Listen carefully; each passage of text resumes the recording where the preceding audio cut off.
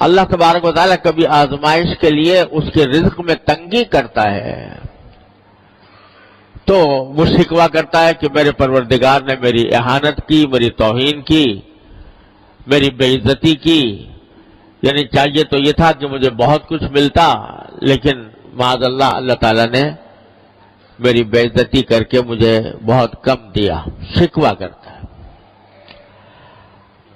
اللہ تبارک و تعالیٰ آگے یہ فرماتے ہیں کہ اگر یہ رزق میں تنگی آتی ہے تمہارے تو در حقیقت اس کی وجہ تمہارے اعمال ہوتے ہیں۔ رزق میں تنگی کے دو مطلب ہیں۔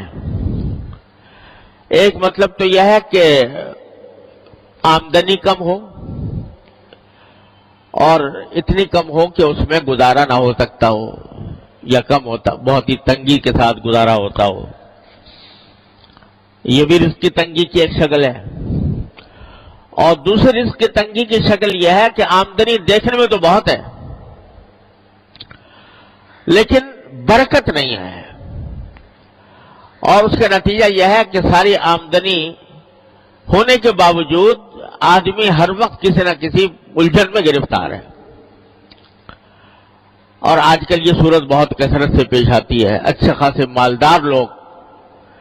مالدار لوگوں کو جن کی آمدنیاں بہت زیادہ ہیں، ان کو بھی یہ شکوہ کرتے سنا کہ پتہ نہیں کہاں سے پیسہ آتا ہے، کہاں چلا جاتا ہے، اور نتیجہ یہ کہ پیسے کا اصل فائدہ تو یہ تھا کہ انسان کو راحت ملتی، انسان کو آرام ملتا، اطمینان سکون حاصل ہوتا، لیکن بجائے آرام اور اطمینان حاصل ہونے کے اس سے پریشانیوں میں اضافہ ہو رہا ہے۔ یہ ہے بے برکتی۔ آمدنی تو ہے مگر برکت والی نہیں ہے۔ اللہ تبارک و تعالیٰ جب برکت عطا فرماتے ہیں تو تھوڑی آمدنی میں انسان کو سکون آرام مل جاتا ہے، راحت میسر آ جاتی ہے، اور اللہ بچائے اگر بے برکتی ہو تو لاکھوں کی اور کروڑوں کی آمدنی ہو، اس کے باوجود انسان پریشان ہی نظر آتا ہے۔ اور قرآن کریم نے ایک جگہ فرمایا کہ بعض اوقات انما یعذبہم بہا فی الحیات الدنیا، اللہ تعالیٰ اس مال کو ان کے لیے عذاب کا ذریعہ بنا دیتے ہیں دنیا ہی کے اندر۔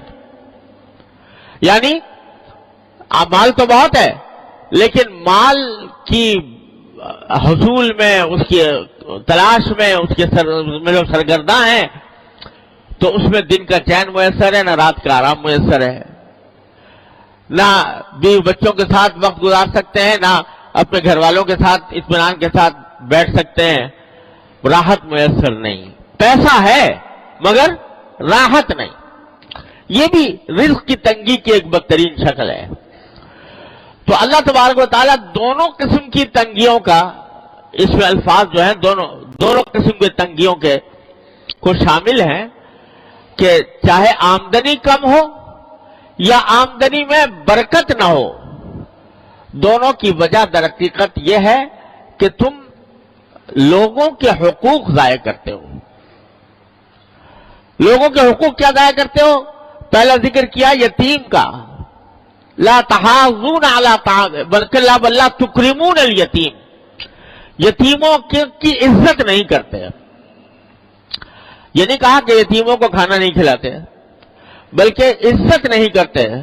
مطلب یہ کہ اول تو یتیموں کی دیکھ بھال میں تمہاری کمی ہے، اور اگر کبھی کوئی کرتا بھی ہے تو اس کا جیسا اکرام ہونا چاہیے، جیسی عزت ہونی چاہیے، اس قسم کی عزت اس کو نہیں دیتے ہیں۔ وَلَا تَحَاضُّونَ عَلَىٰ طَعَامِ الْمِسْكِينِ، دوسرے لوگوں کو بھی کوئی ترغیب نہیں دیتے کہ تم مسکینوں کو کھانا کھلاؤ، مسکینوں کے حاجتوں کو پورا کرو۔ ایک تو یہ بات تھی۔ پھر فرمایا وَتَأْكُلُونَ التُّرَاثَ أَكْلًا لَمًّا، اور میراث کو تم لپیٹ کر کھا جاتے